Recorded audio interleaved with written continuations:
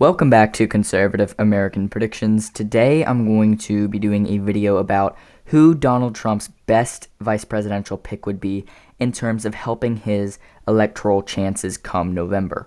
Now, before I actually get into this video, I want to thank On Point Politics for this video idea. He made a video like this a few days ago and I thought it was quite interesting, so I'm just doing my own take on it. I hope he doesn't mind, but I just do want to thank him for the idea. So now when it actually comes down to the prediction, I just left all the states that I think will be under 12 points blank so that I can fill out who I think or which vice presidential candidate will help more.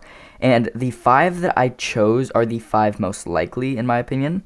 You have Ben Carson, Doug Burgum, Glenn Youngkin, J.D. Vance, and Marco Rubio. Those candidate orders are not the order I think they will be chosen in. If I had to pick as of now, I do think that Burgum will be the nominee when it comes to the vice presidency. Carson is probably my second pick.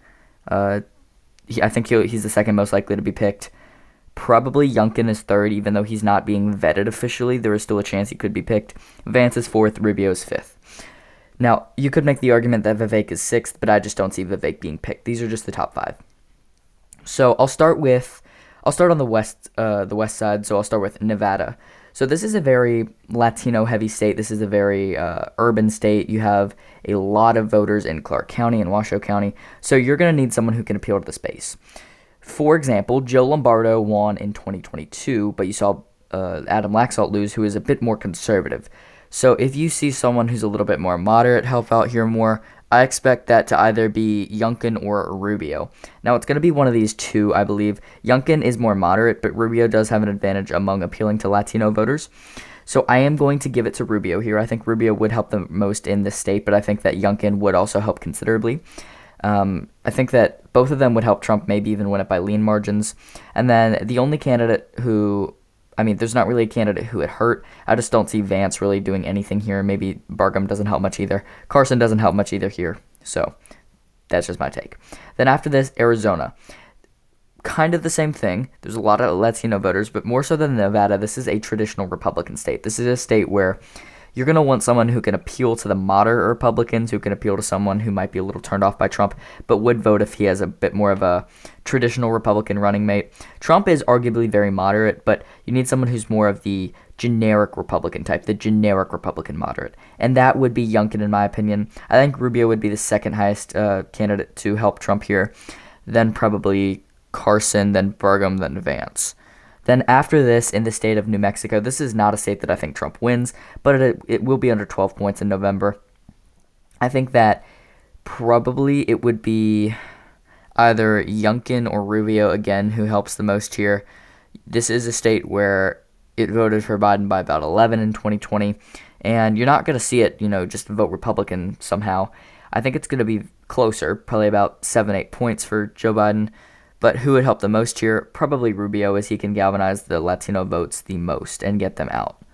Then after that, the state of Texas. This is a big one. This is 40 electoral votes, 40 key electoral votes that, one of these candidates could help Trump the most with. Obviously, I do think Trump wins the state of Florida or Texas as of now. But is he, can someone help him get more votes here? Can he expand a lot? And I think someone could. I think this one's hard as well. I'm going to say this one is actually Glenn Youngkin. So my reasoning behind it not being Rubio is Trump is already going to gain in the Rio Grande. And the Rio Grande voters, they are more economically aligned with Trump, not so much the Rubio wing of the party, which is why I do think Youngkin helps more here, as Youngkin could help in the suburban counties around the state where Trump already is struggling to gain in. So this is why I think Youngkin helps the most here. Then out of the state of Minnesota. This is one of the probably few states where Burgum helps the most, in my opinion. I think that Burgum would probably help enough in the suburbs, but also in the western side of the state. He is from North Dakota, so this is a bit of a regional benefit. I don't think he would help by too much, but enough that it could be, a closer state. I think the second highest candidate to help is probably Youngkin. Third is probably Vance, then Carson, then Rubio. All of them have good appeal to the state. It's just kind of different.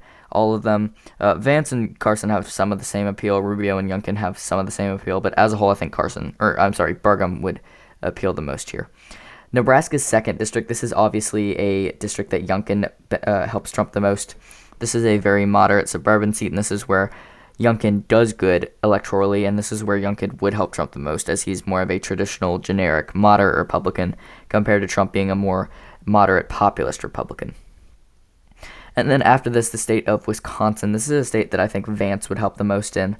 I think that Vance could probably turn out more working class voters, which would help Trump. Trump already appeals to this base, but I think this would be a state where Trump selecting Vance would probably help a little bit.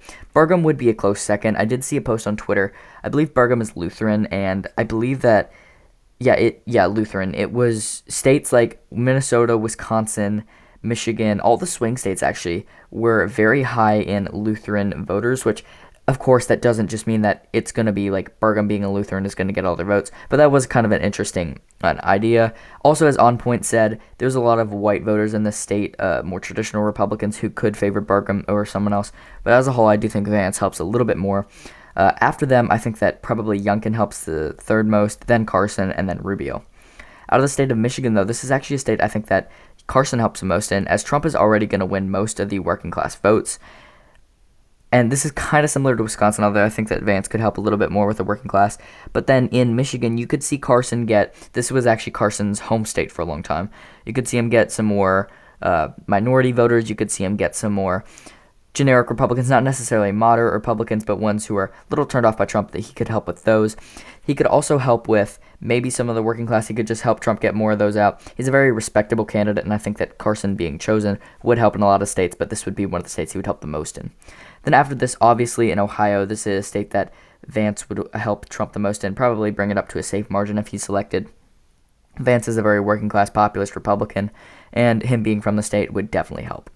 Then after this, the state of Florida. This is Marco Rubio's home state, so of course he helps Trump the most here. He could potentially bring it up to a safe state. Although the one problem with Rubio being picked is he would have to change his registration for his home state, because you can't be the presidential nominee and the vice presidential nominee can't be from the same state, and Trump has specified that he is not changing the state he lives in, so it would be Rubio who would have to change. But obviously, this is the state that Rubio represents in the Senate, so Rubio would help the most here, in my opinion.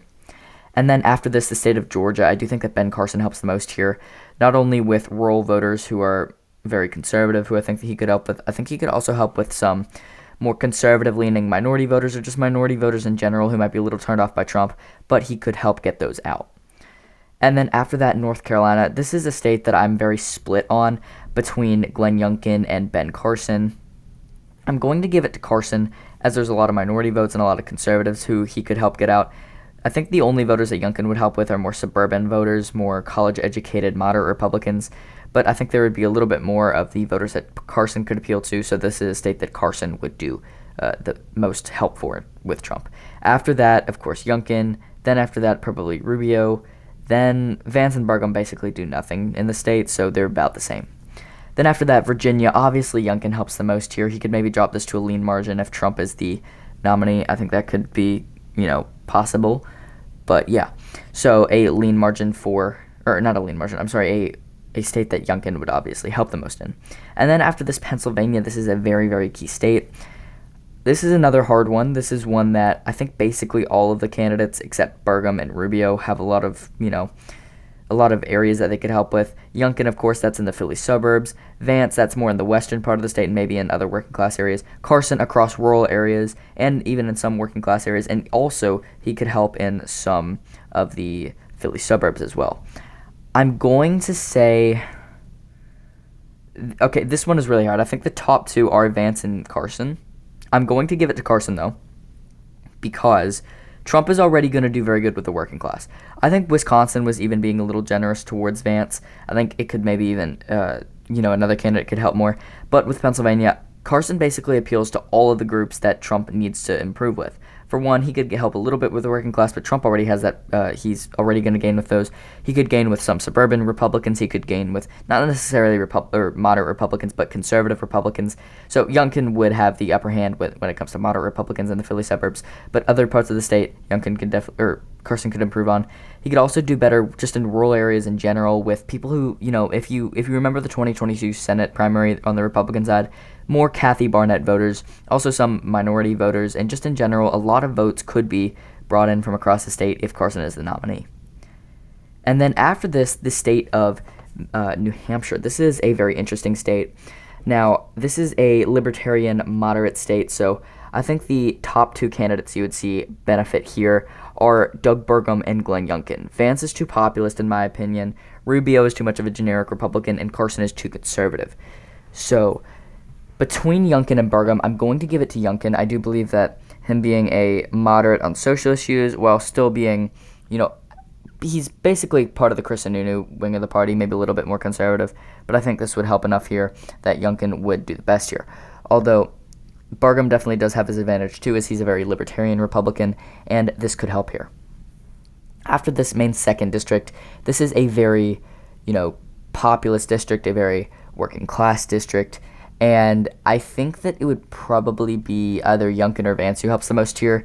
Now, my reasoning behind Vance doing good here is because you have a lot of working class voters who already are probably going to vote for Trump, so he might not help as much as he could in, other places. Also, Vance being almost the same as Trump ideologically is going to be a little bit hard for Trump to pick him. That's why I would prefer someone else, especially like Carson. Carson is very conservative. He still appeals to the working class like Trump does, but he appeals to other wings of the party that Vance might not as well.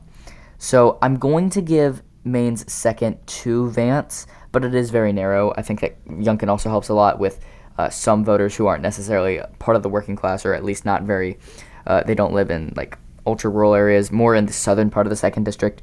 But as a whole, I still think that Vance would do the best here. Then after this, Maine at large, I do think Youngkin would do the best here.